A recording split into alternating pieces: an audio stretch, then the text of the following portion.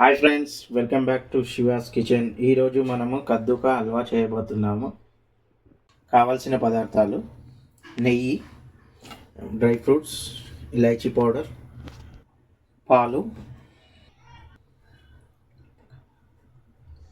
ఆనపకాయ తురిమి పెట్టుకోవాలి.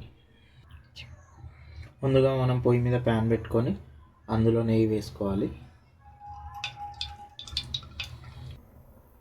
ఇప్పుడు మనం ప్యాన్లో నెయ్యి వేసుకున్న తర్వాత డ్రై ఫ్రూట్స్ వేసుకోవాలి. డ్రై ఫ్రూట్స్ కొంచెం బాగా వేగి మనం తర్వాత తీసి పక్కన పెట్టుకోవాలి.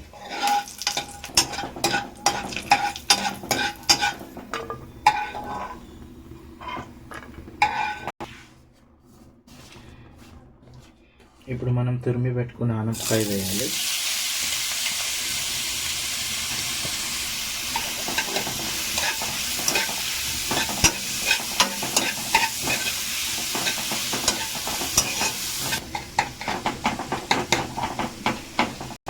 ఫ్రెండ్స్, ఆనపకాయ కొంచెం బాగా వేగనివ్వాలి. స్మెల్ వెళ్ళే వరకు పచ్చిగా కొంచెం డ్రై అయ్యే కావాలి.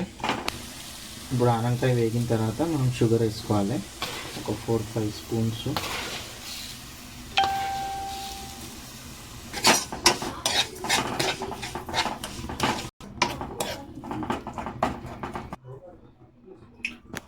ఇప్పుడు ఒక 5 minutes వరకు మూత పెట్టి పెట్టేసుకోవాలి ఫ్రెండ్స్, షుగర్ వేసిన తర్వాత. ఓకే, బాగా వేగినాయి ఆనపకాయ. ఇప్పుడు మనం ఇందులో పాలు పోసుకోవాలి.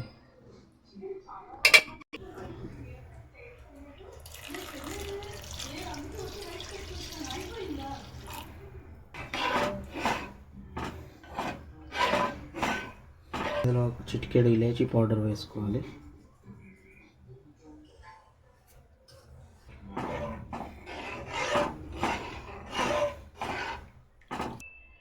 ఫ్రెండ్స్, ఇప్పుడు పాలు పోసుకున్న తర్వాత ఒక 10 to 15 minutes బాగా పాలు వేగే వరకు మూత పెట్టి పెట్టేసుకోండి. ఫ్రెండ్స్, మూత తీసి మధ్య మధ్యలో కలుపుతూ ఉండాలి.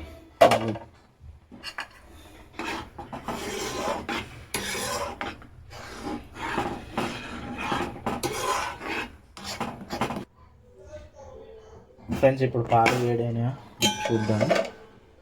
ఓకే, బాగా పాలు వేడైనాయి ఫ్రెండ్స్.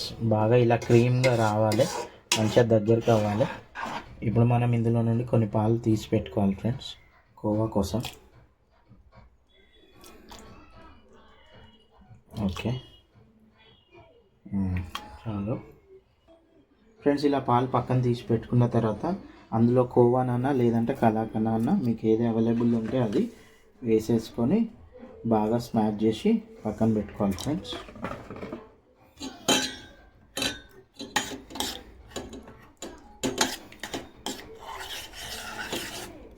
ఇందులో చిటికెడు ఫుడ్ కలర్ వేసుకోవాలి ఫ్రెండ్స్, గ్రీన్ కలర్.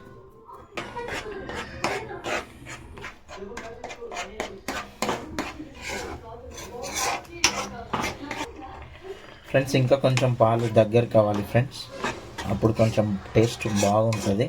ఇది కద్దుకా హల్వా ఫ్రెండ్స్, కద్దుకా ఖీర్ కాదు. ఇదే టైప్లో ఉంటుంది కద్దుకా ఖీర్ కూడా.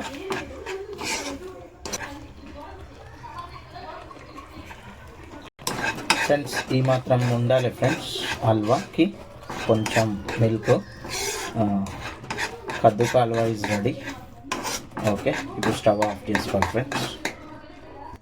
ఫ్రెండ్స్, ఇప్పుడు మనము కలాకండ్ కలిపి పెట్టుకున్నాం కదా, ఇప్పుడు పైనుండి కోటింగ్ ఇవ్వాలి ఫ్రెండ్స్.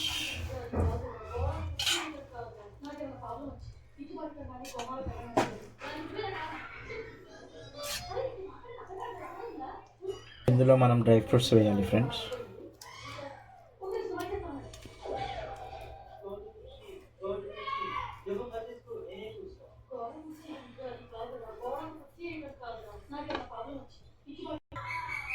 ఫ్రెండ్స్, ఇప్పుడు దీన్ని ఒక సర్వింగ్ బౌల్లో తీసుకుందాం ఫ్రెండ్స్. ఈ వీడియో కనుక మీకు నచ్చినట్లయితే లైక్ చేయండి, షేర్ చేయండి, సబ్స్క్రైబ్ చేయండి. పక్కనున్న బెల్ ఐకాన్ నొక్కడం మర్చిపోకండి.